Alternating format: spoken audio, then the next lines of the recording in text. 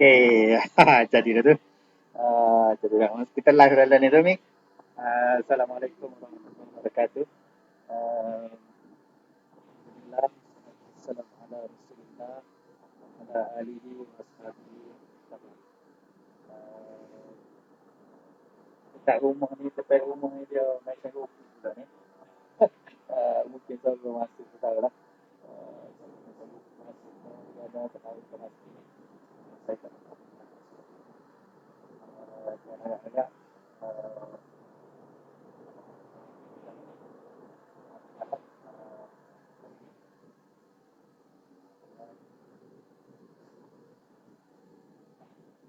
Okey, jadi pada hari ini kita dah tahu sikit so ada masalah teknikal sikit tadi untuk kita ber-live hari ini, bersiaran langsung hari ini. Apa pun, Alhamdulillah kita dapat settlekan pada hari ini kita dapat settlekan masalah tu walaupun dia tak sesempurna seperti biasa.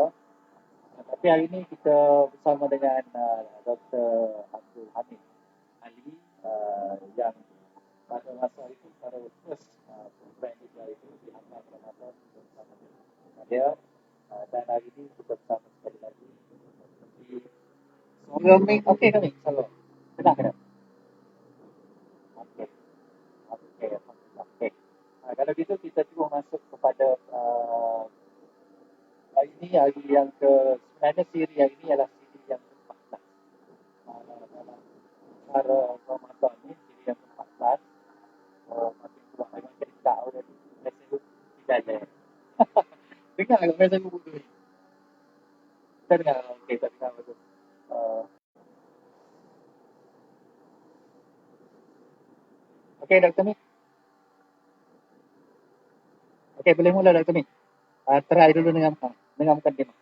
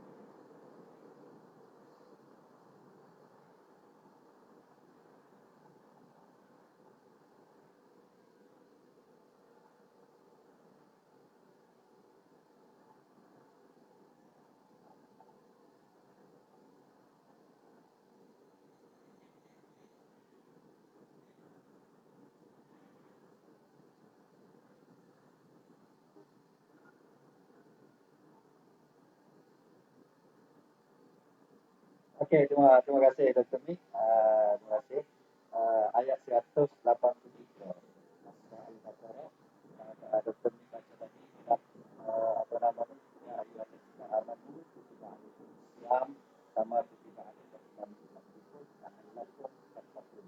Betul kata kalau kita kata Dr. Mik, kata kunci di situ ialah kalau kita secara umumnya ada satu kata kunci.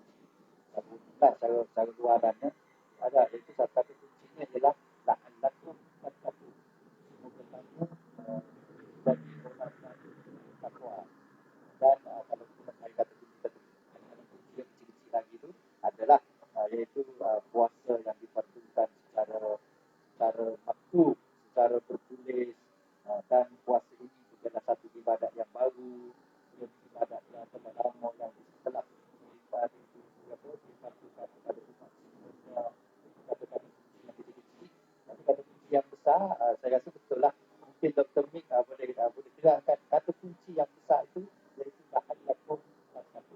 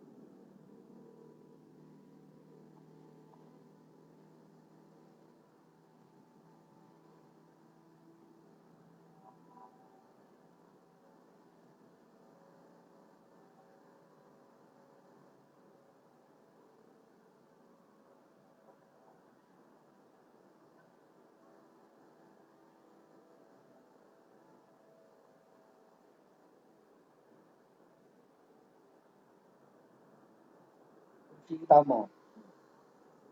Itu akhir.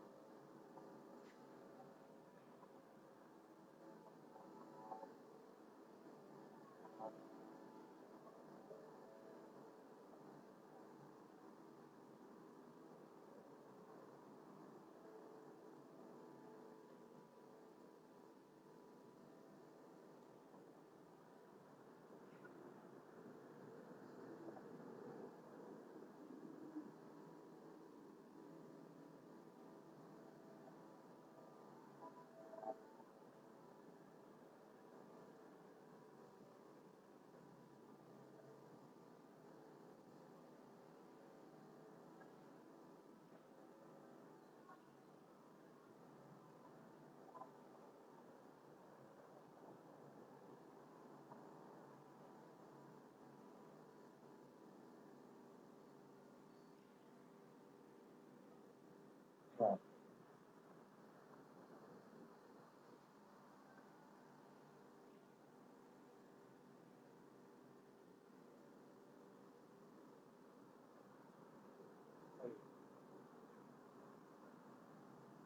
ya. Betul, betul. Ah,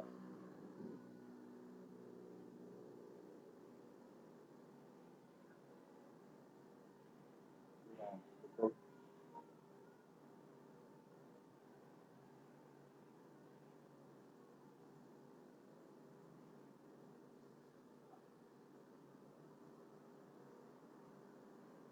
Betul.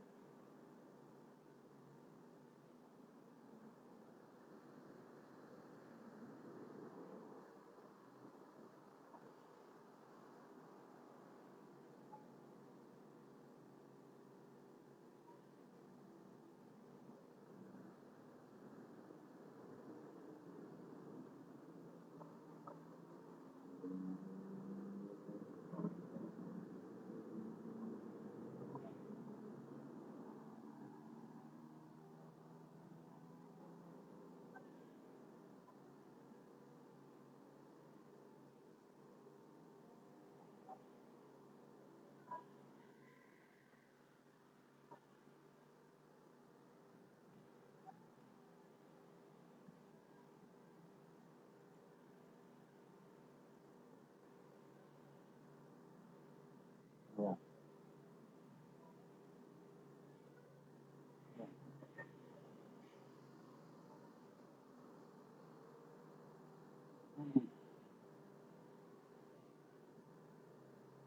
daripada sifat sabar yang ada dalam diri seorang. ya. Jadi berhubung dengan persoalan tadi mengenai kasih kunci yang ada dalam Quran, saya rasa ini sangat cantiklah yang mana difirmankan oleh Allah Subhanahu Wa Taala supaya kita mencapai tujuan akhir Ramadan iaitu la'allakum tattaqun. Mudah-mudahan kamu menjadi orang-orang yang bertakwa, yang betul-betul masak dengan iman dan takwanya untuk pada bulan Ramadan ini, insya-Allah. Okey.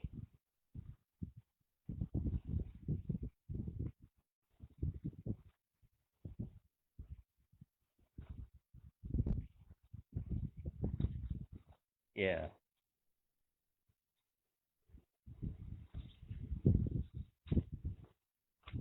ya,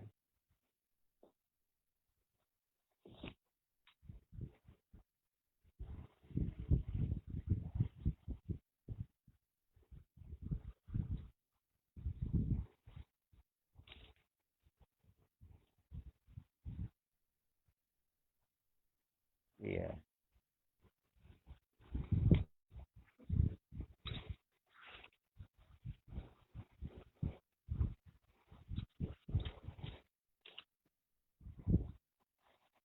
Boleh.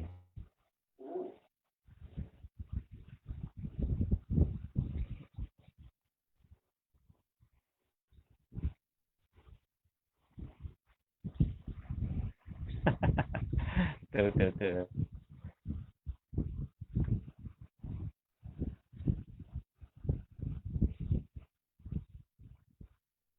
Ya,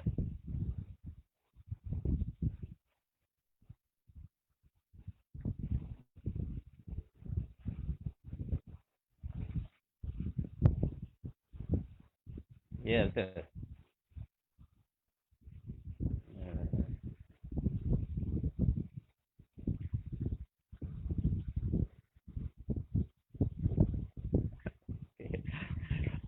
Baik, terima kasih Rusi. Saya memanglah daripada dulu lagi hidup kita ni memangnya dijadikan oleh Allah Subhanahu Wa Taala sentiasa dalam keadaan riyadhah.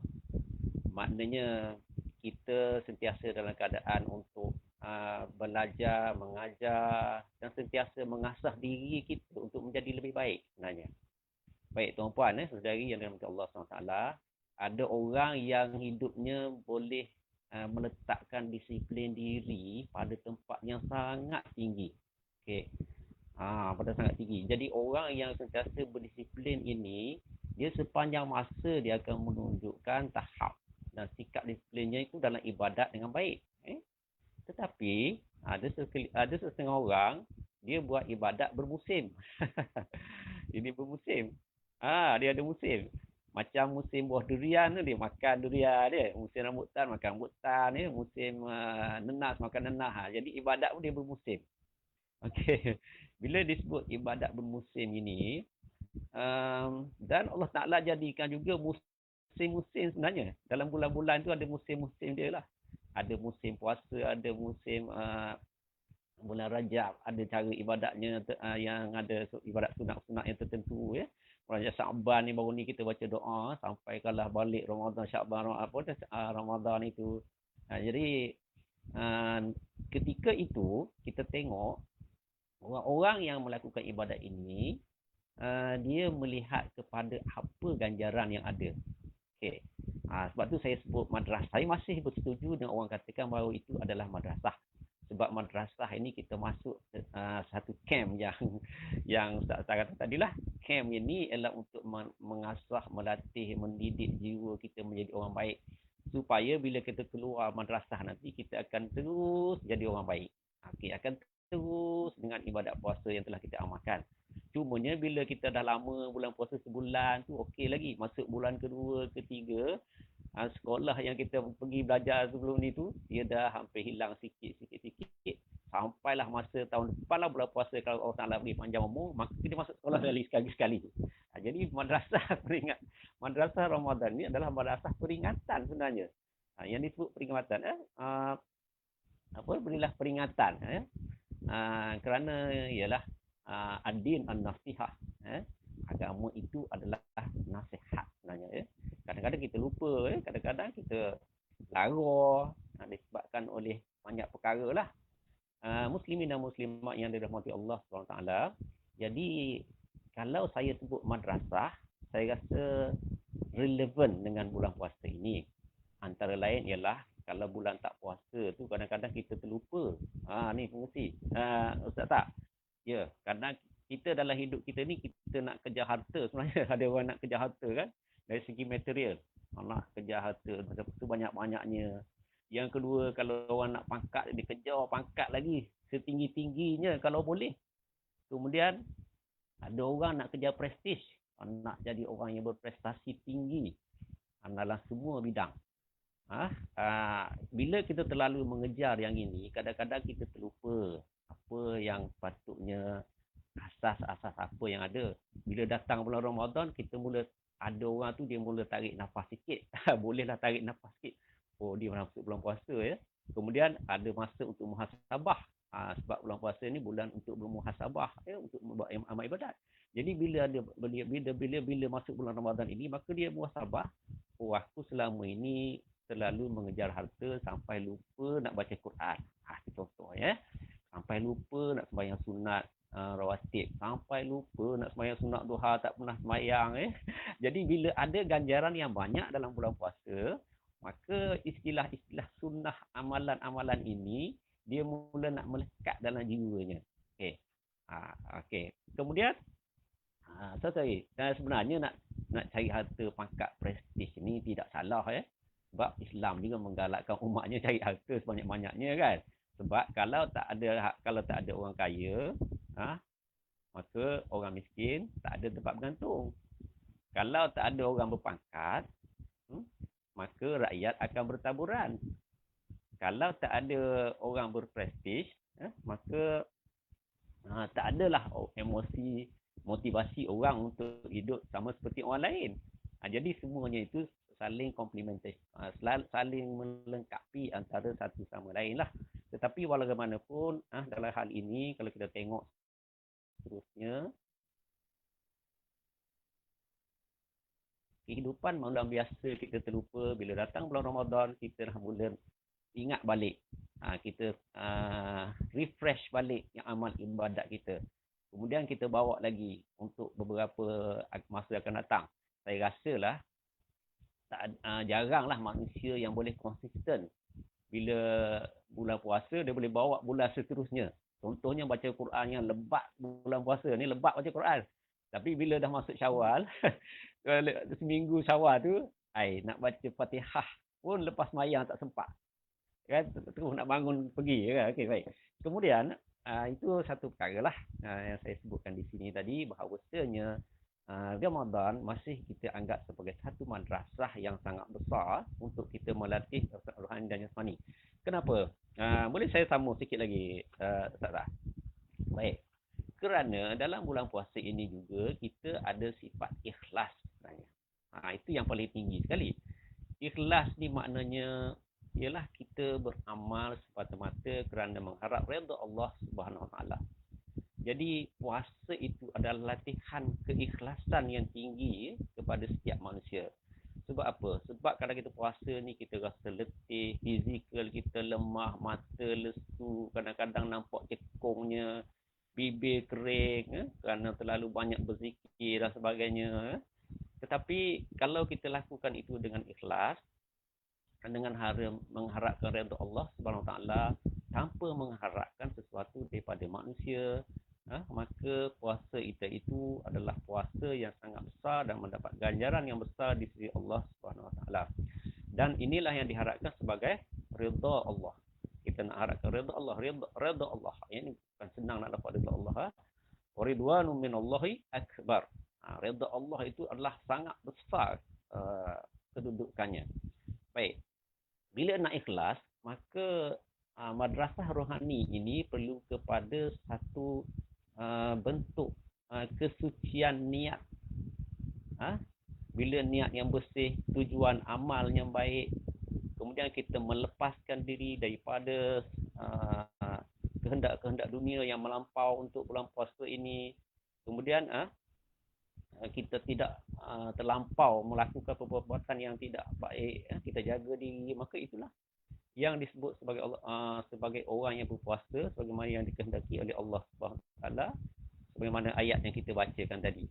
Kemudian saya tengok juga yang kedua, untuk madrasah ini penting sebab madrasah ini adalah masa untuk kita membersihkan diri. Baik, bulan puasa ni kan kita membersihkan diri. Kita selalu dengar kan orang ceramah sana sini dalam radio, dalam TV, hendaknya kita keluar daripada bulan puasa ini dalam keadaan bersih hatinya. Itu kan cantik ya. Kalau orang yang boleh keluar dalam keadaan bersih hatinya tanpa dosa lagi, itulah harapan seseorang dalam masa bila ia berada dalam bulan puasa ini untuk membersihkan jiwanya. Dan pada masa kita berpuasa ini, kita melatih diri kita daripada bercakap perkara yang tidak berfaedah. Macam saya sebut tadilah, bila kita duduk dekat orang mengumpat, maka kita kan berkata, inni sha'im, ini aku ni dengan berpuasa ni. Kemudian bila ada orang provokasi dengan benda-benda yang tidak baik, kita cuba mengelak dengan mengatakan inni sha'im.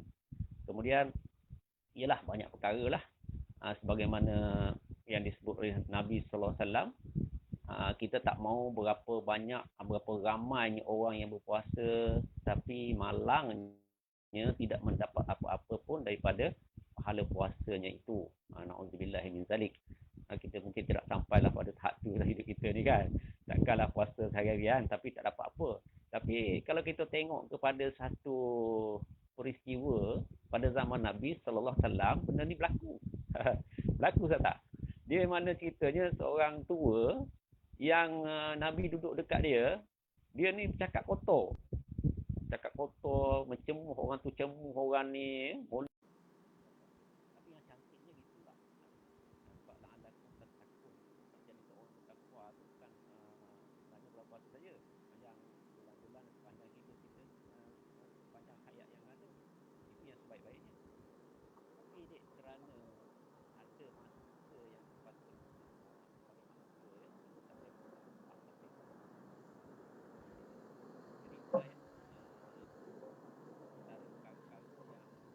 Jadi itulah ya.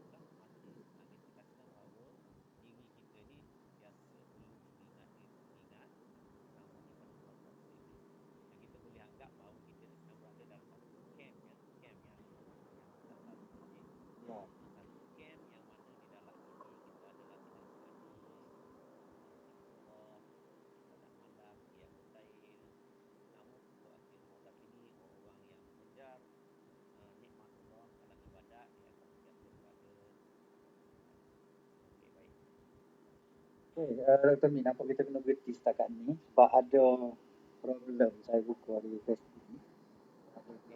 Ada yang kata podcast semua, ada yang kata jadi kita berhenti dulu setakat ni tau. Tapi dia hidup pula tu. Jadi dia ada masalah sikit. Ada Dr. Min? Jadi pula ni. Jadi kita ambil 5 minit lagi dah. Sebagai kesimpulan lah, rasanya kesimpulan untuk tu. Jadi ada masalah sikit. Okay, dia ada tengah-tengah tadi tu suara tak bunyi. Ada dia respon lagi lah. Awal-awal tu okey. Tengah-tengah tadi tak ada apa ni, tak ada suara. Tapi kita bagi apa ni kesimpulan lah, kesimpulan.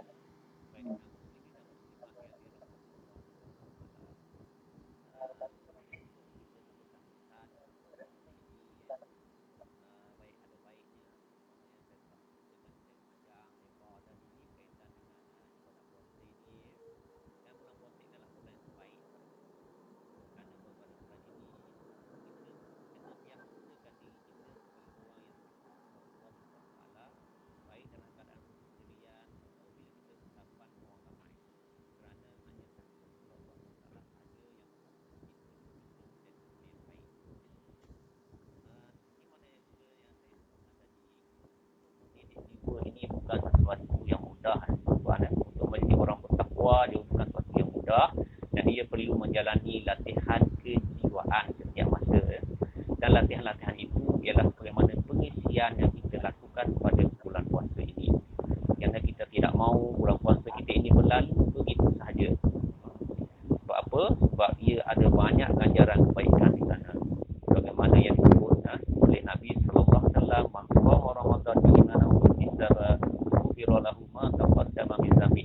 Sebagai manusia biasa, kita ni memang ada kesilapan pada masa lalu. Dan pada bulan-bulan biasa kita sering bertaubat, beristighfar, tetapi taubat dan istighfar dalam bulan puasa ia tidak sama sekali dengan taubat dan istighfar dalam bulan-bulan biasa. Kerana puasa ini adalah ibadat dan ianya untuk maksudnya kalau puasa itu Allah, ibadat kita pada bulan puasa ini Allah, maka sudah tentu doa, taubat dan penyucian diri seperti kita beristighfar dan sebagainya, sebab Allah Ta'ala akan melihat dan memandang kita dengan pandangan belas kasihnya yang sangat tinggi.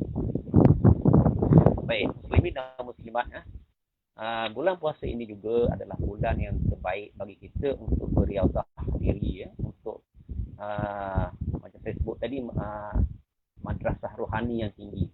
Kerana pada bulan ini kita berkesempatan untuk mengekang hawa nafsu. Selama ini kita hidup dengan gelombang nafsu yang tinggi sebenarnya, tuan-puan, nafsu ni sangat sukar untuk dikawal. Masuk dalam laut pun terkena gelombang yang tinggi pun dia tak mati. Masuk dalam api yang besar membakar pun dia tak mati nafsu. Letak atas gunung mati. Dia mati bila orang tak makan. Itu masalah. Jadi tuan-puan, jadi bulan puasa ini adalah bulan kita mengawal nafsu kita sendiri yang belum kahwin, yang tengah sedang kahwin 5 bulan, setahun 2 tahun, perlu mengekang nafsu ini melalui proses rohani kita yang mana kita tidak makan dan tidak minum. Ini sahaja yang boleh melemahkan nafsu. Kalau tinggi lagi juga, maknanya kena puasa lagi. Lepas bulan puasa kena puasa lagi. Apa kan? Kemudian untuk masa yang singkat ini, saya nak di sini ialah berpesan-pesan dengan puasa ini. Sebenarnya puasa ni dapat meningkatkan kasih sayang. Mana bulan puasa ini orang bersedekah kepada jiran tetangga, bersedekah kepada sahabat handai, anak beranak, adik-beradik yang tak ada ibu bapa dan sebagainya. Kalau sebelum ni jiran sebelah tak jarang sampai kuih petang ni agak-agak sampai, insyaAllah. Jadi itu benda yang baiklah dalam puasa, meningkat kasih sayang antara sesama manusia. Jadi jaranglah kalau kita tengok bulan puasa, bulan puasa. Jadi janganlah hantar dalam Facebook saja ya gambar-gambar yang makanan yang sedap-sedap tu. Dalam WhatsApp tu macam-macam ni hantar. Ni dia hidup balik. Hidup balik pula ni. Semua kan kadang-kadang ada, kadang-kadang ada. Kita tadi pun boleh gabung juga di apa ni, last minute kita setting gitu. Jadi terima kasih Dr. Min. Kita cuba Baik, mula-mula pula ni. Untuk esok, esok sama-sama. kita ada lagi sambung dengan sambung dengan pensyarah daripada IPG Ken Sabah. Kita pergi ke Sabah pula esok. InsyaAllah tak ada apa-apa, kita boleh bersama. Jadi setakat tu video hari ni, aku qauli hadza, astagfirullahi wa lakum, wassalamualaikum warahmatullahi wabarakatuh. Assalamualaikum warahmatullahi wabarakatuh.